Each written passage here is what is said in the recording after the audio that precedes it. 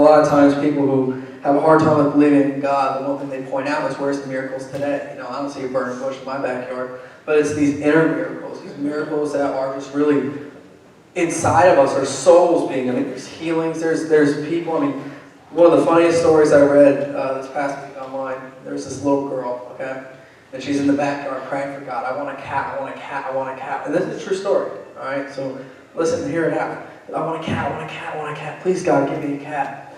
Next thing you know, out of the sky, a cat flies and falls right in front of her. So she picks it up, and there you go, God gave me a cat. And the mom was watching and saw it, was like, I kid you not, the cat fell from the sky. And so I guess what ended up happening was, a couple houses over, there was a cat in a tree. And the guy was like, well, I can't get that. So he ended up tying a rope and trying to pull from the top branch, trying to get it, and flung over. The true story, flung over, landed in the person's yard. And this person has seen a cat come on down. True things do happen. The Lord is moving and He's active. So I can't be the only guy here who life was totally different when his wife was away. She's like the backbone of my house. I'm like, oh man, now I gotta do all the dishes, I gotta do all the cleaning. I'm like, that's not cool, that's not what I do.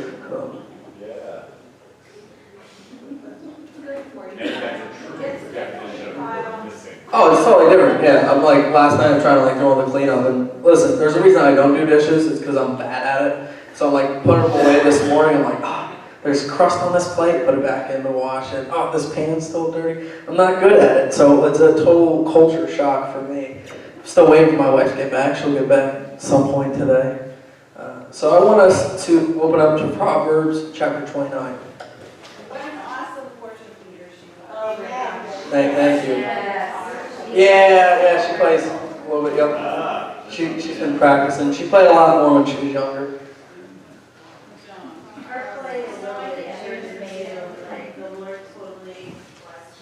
Oh yeah, it's awesome, man. I feel so blessed anytime that she practices, I can hear it. Oh. We should pay her to sing. Yeah, right? Yep. They say, if God gives you a gift, you're going to use it.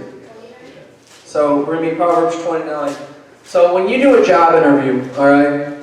Who here has been on a job interview? I've been on countless ones. One of the most common questions they're going to ask you, where do you see yourself in 5 years? Where do you see yourself in 10 years? And it's kind of like one of those basic questions, what's the right answer and whatnot. I remember for me, whenever they're asking what are you going to do in 5 years, I always, well, I'm not going to be here at Kmart, so I'm just doing this for a high school job, or Staples. I'm not going to be at Staples in 5 years. But it's a serious question. You want to know kind of what your drive is, what your vision is, what is your commitment like. And we take it a little bit more seriously as we get older and we're thinking about a job, like, do I really want to be at this job for the rest of my life? Can I see myself working here? But it's a question we don't ask ourselves spiritually very often. Where do you see yourself spiritually in 5 years? Where do you see yourself spiritually in 6 months?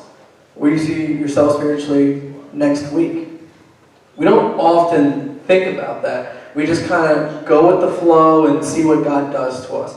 And that's why when we come down to these conferences, we see so much testimonies because there's so much expected. We're going down and we kind of have in our mindsets already, when I go down there, I want to see God move my life in this way. I want to be able to let go of this. So when the women went down, you heard all about unpacking.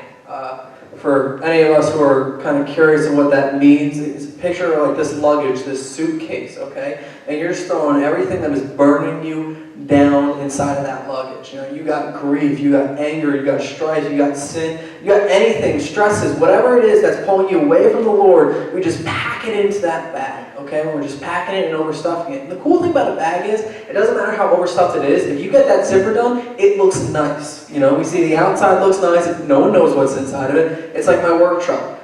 There's no windows in the back, so it looks like it must be super clean. You open up that thing, and it is not super clean. It is awful, and everything's just all over the floor. Our dumpster was full for a little bit, so I had like a bag of salad, all right? And I threw the bag of salad in the back. I'm like, all right, I don't really want to eat this today. So I threw it in the back, forgot about it, and that thing stayed in there for like a week. And all of a sudden I'm driving, I'm like, oh, what did it smell? I'm like, oh, something's gross back there. So I continued the next day again. I'm like, oh, it still smells. Oh, I got an air freshener put on. I'm like, oh, this is gross. Open up the back door and just like, boom, like a punch to the face. I'm like, oh. I look in and I see this rotted brown bag. I'm like, oh, this is disgusting. I throw it away, but there's still juices on the floor in the bag. So it still smells. Yeah, you were. Oh, it's disgusting. But it looks really nice from the outside, you know? So we don't know what grossness, what disgusting things we got packed in there. And this weekend was all about us unpacking it. Just take it out of the bag. You know, take that salad bag out of the work truck. Stop complaining about the smell. And just get rid of it. It's going to be good. You guys too much. You know, it's really, really important for us to do that. And then at the end of it, they're talking about repacking. And packing, taking those things of burning you away from God and stuffing it in with His love, His presence, His Spirit, being filled and led by His Spirit. And that's an important thing, you know, and I love how Bobby said, it's not just the women, it's the men. We carry on to our baggage, you know, just, we're kind of more quiet about it, you know. Things that burden us, you know, it's like, well, work can stress us out like crazy. But when we get home, well, we're not at work, so we just kind of let it go into the back of the head and it just continues going. Or any different thing. I mean, for me, being a father, it's like, well, am I being the best father I can be? Am I being the best husband I can be? And, you know, you can talk about it till you're blue in the face, but a lot of times we do just kind of hold on to these insecurities or these feelings or these griefs inside of us. So it's important for us to know where we're going to be spiritually. Because when the women went down there, they had an expectation of God moving, and God moved. But then we come back, and what do? Well, God moved to me, so turn off my phone, go away, right? No. That conference was not 48 hours. There's a difference between a once-in-a-lifetime experience and a life-changing experience. You all had God move in you. Take it and move with it. All right? Put it out. Have yourself a little vision. Go home tonight and write out, like, what do I want for my walk? Where do I want to be? Where do I want this to lead to? Because, you know, I love when Jolene, you came up and you were saying, you know, I want to love like Jesus loved. It's not enough to just tolerate someone, because that's really all we ever do sometimes, just tolerate, put on a smile, or I'm kind, so I'm showing Jesus' love. You know, to actually give love to those who hurt us, and that's hard. That is hard. But that's a vision you can go with. For us, it's important to have our visions and our dreams. And I'm not talking about dream sleeping. I'm saying our dreams, our plans, our goals. And it even says it in the Bible. So in Proverbs 29, verse 18, it says, where there is no vision, the people perish. But he that keepeth law, happy is he. Just read that first part again. Where there is no vision, the people perish. If you have no goal in your life, if you have no dream, you're not going to go anywhere. You're only going to go as far as you're planning. It's the same thing in our walk. If you don't have a plan of saying, I want to be closer to God, I want to experience God, and you don't have a plan of actually doing that, what are you going to experience? Nothing. Zilch. You know, for the women who went down, they were coming with expectation, but they went. They could have easily stayed home with all the things coming up about, you know, with babysitters or even when you're driving, you just get stressed out. You're like, well, maybe I just won't do it. Work is a little difficult. I don't want to upset my boss. But you go. So you're putting forth the action, and God needs you.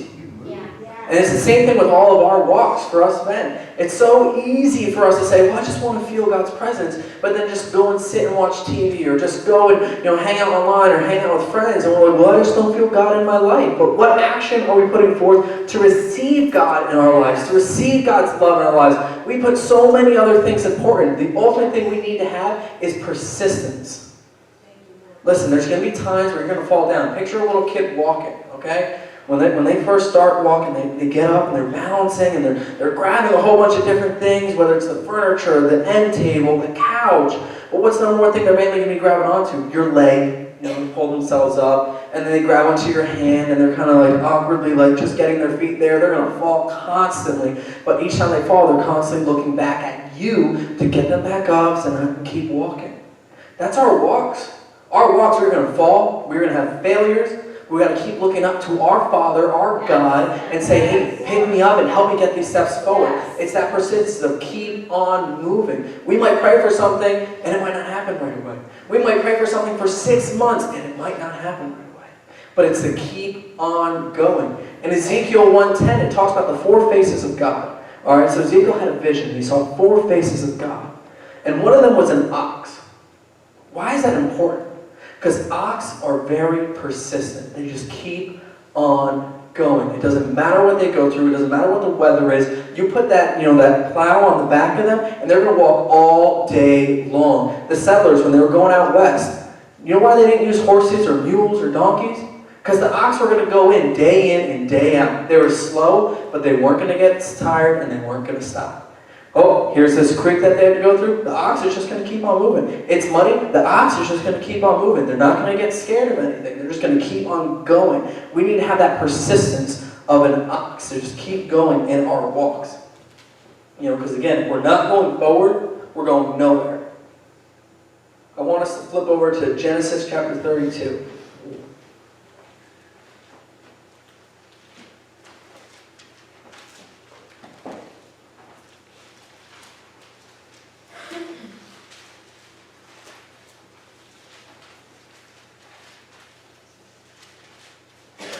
Genesis 32, and we're going to be reading verses 24 through 32. It says, "And Jacob was left alone, and there wrestled a man with him until the breaking of day. And when he saw that he prevailed not against him, he touched the hollow of his thigh, and the hollow of Jacob's thigh was out of joint as he wrestled with him. And he said, Let me go, for the day breaketh. And he said, I will not let you go, except you bless me. And he said unto him, What is thy name? And he said, Jacob. And he said, Thy name shall be no longer called Jacob, but Israel. For as a prince hast thou power with God and with men, and hast prevailed. And Jacob asked and said, Tell me, I pray thee, thy name. And he said, Wherefore is it that thou askest after my name? And he blessed him there. Verse 30 says, And Jacob called the name of the place Peniel, for I have seen God face to face, and my life is preserved. For as he passed over Peniel, the sun rose upon him, and he halted upon his thigh. Therefore the children of Israel eat not the sinew which shrank, which is upon the hollow of the thigh, unto this day, because he touched the hollow of Jacob's thigh, and the sinew that shrank." So what's important about this, and when it starts off in 24, it talks about Jacob, and he wrestles with God. All right? Let's get a little bit of a backstory where Jacob's at in this point in time. Jacob, he's known as this con man. His mom was a con man. His uncle was a con man. Everyone in this whole little family from that side are a whole bunch of con men. Jacob ends up stealing Esau's birthright and then runs away. All right, so because he was the second-born, Esau is the firstborn. So Esau is supposed to get the blessings of the firstborn. Well, Jacob cons him out of it, and then he tricks his father to get in the blessing, and then bolts. He runs because he's afraid for his life. So then he works for years to get married, and they end up giving him the wrong woman. So then he works again for years, gets the woman he wanted, and then he leaves. And when he leaves, he takes a whole bunch of, he's got tons of livestock. He's a rich man when he's leaving. And he's going, and then he hears word that Esau is looking for him, his brother that he stole the blessing from. Oh, he's afraid he's going to die. He's like, I don't want to die. So he breaks up his camp into these different fractions. And he's like, hey, you're going to go meet my brother, not me. You're going to meet my brother, just that way if he kills all you guys, I'll know and I can get away. Okay, cool. So they go, and then they come back and say, hey, Esau wants to meet up with you, but he's got 400 guys with him. Okay, cool. So I'm again going to break it up into smaller things, and if he smites these guys, I'll know and I'll run away. Because now I'm not going to lose that much. So he's in this camp alone by himself, and he is petrified. Esau is going to come, he's going to kill me. It's all finally catching back up to him. And in the middle of the night, he wrestles with God. One of the important things with this is when he's wrestling with him, it says that he's not prevailing against him. All right? And you see God say, let me go. But what's Jacob's response? No, not until you bless me. You gotta think, this is wrestling all night. One of the most tiring things is that body-on-body wrestling, when you're rolling on the ground, that is exhausting. And he's doing this all night long, persistent, not giving up. God's like, let me go. And he's like, no, I'm not going to let you go until you bless me.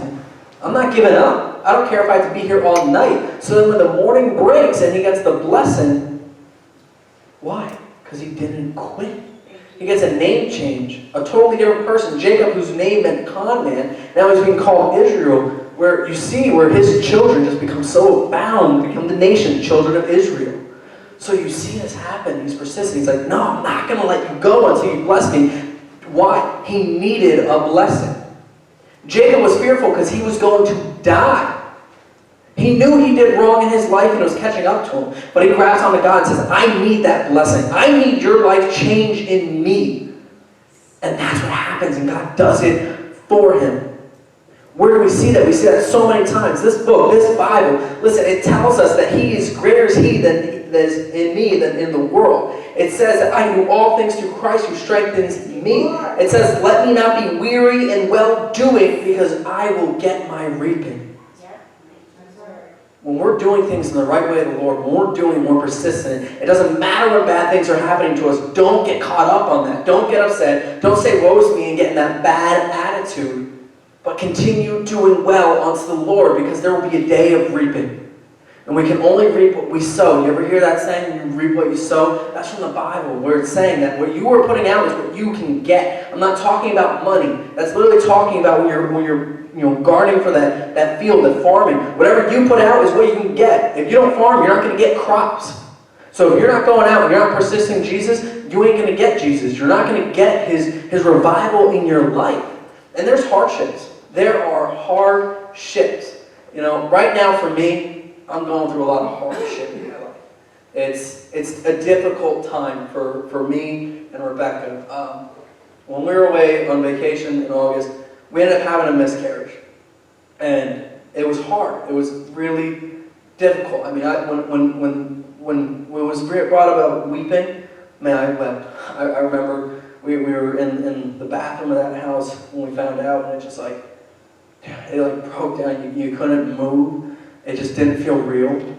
And that was hard. And ultimately I thought, well, that's going to be the end of the hardship. I'm just going to have to move forward from that. But it's not. I mean, you encounter more and more stuff. Whether it's through finding out other people through social media who are also pregnant around the same time and going to be giving birth in April. And there's so many of that happening. Whether it's just stupid bills coming in, it just seems like the hardship keeps growing and growing and growing, which makes it so difficult. But his word says, do not be weary. Do not be weary in your well-doing. Listen, when it happened, there was no anger towards God. There was no upset towards God. Was there anger and upset? Yeah. But it wasn't towards God. We knew that clearly God has his plan, and we're just going to follow it, and he's going to use us in whatever way he needs to use us.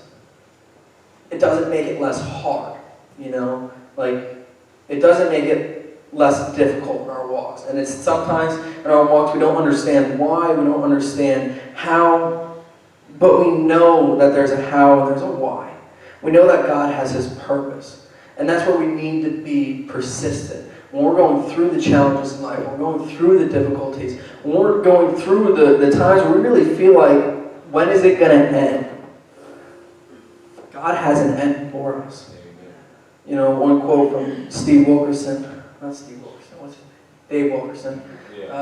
From Dave Wilkerson, he was saying, so many times when we're going through trials, we don't know how long the trial lasts. God doesn't tell us, hey, if you last 6 months, then you're good. But so often that trial might be lasting 6 months and we quit at 5 months and 30 days. Wow. It's hard in our walks and everything. We go through challenges, but we keep being persistent because God's going to meet us. God is going to meet us. He's going to pick us up. He's going to love us, and he's going to show us that. And that's what's so powerful for all you women who were able to go to that conference. And I'm telling you, if you weren't able to go this time, go next year. It's going to be incredible the way that God can move in the lives. And for us husbands, for anyone else who didn't go, you don't need a conference to encounter God. Amen. You don't need to have this, giant church event to encounter God. You want God? Ask for him. Literally, ask for him. Be persistent. Say, God, I want you in my life. You have questions? You're like, I don't know how real you are because I don't feel you in my life. Seek him. He will show you how real he is. It's funny because as a kid growing up, I always believed in God, whatever that meant to me. So when I first started coming to church, all these people are talking about the different things that God does. I'm like, oh, that's cool for them. That's cool that God can do that for them. But in my mind, God's just this thing that you believe in. Don't hear these testimonies and think, well, that's cool for them. Know that God says these are for you as well. Claim it and be persistent. And that's what it is. So when we ask, where do you see yourself in 5 years? Where do you see yourself in 10 years? Change that around for spiritually. Where do you see yourself? Where do you see God's calling in your life? And if you don't know that, ask Him. Ask Him. Say, God, where is your call? Where am I called? And that's a question. I'm not saying that you're going to get the answer right there the first time you ask, but be persistent. He will show. Don't give up when things get hard. Because again, it says, do not be weary when you are doing well. You will reap. So that's what I have today. I'm going to close us in prayer. Dear Lord Jesus, I just thank you for all that you do. I just thank you for your might. I thank you for your love. I thank you for being a God who performs so many miracles in our souls right now, Lord Jesus. That you've created so many testimonies for us, that you've been there for us in our hardest of days, and you've been there for us in our brightest of days as well, Lord Jesus. I thank you for who you are, and I praise in your name. Amen. Amen.